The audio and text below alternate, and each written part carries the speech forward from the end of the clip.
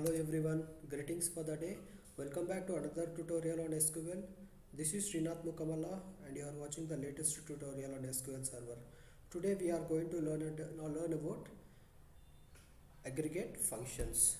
We have like min, max, average, count. Let's go to the SQL Server and verify the same.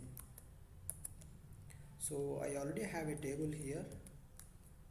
So I joined two tables by using full outer join. Now what I will do, I'll remove this and make it as max salary.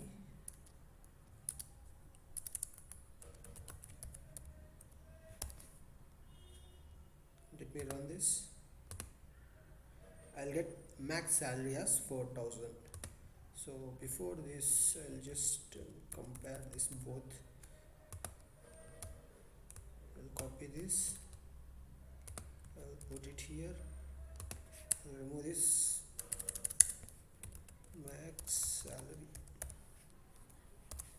So now if I run both the things, see in this the maximum salary is 4,000.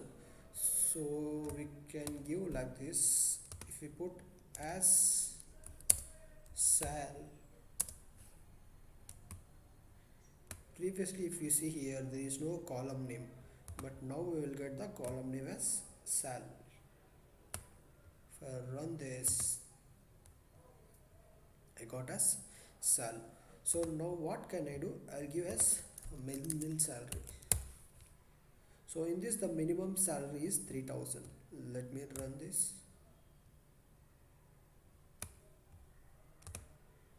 See, we got the minimum salary 3,000. So now what I'll do, I'll put average salary.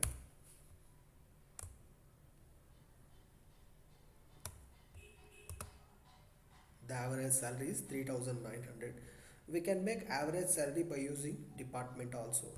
We can make group by department.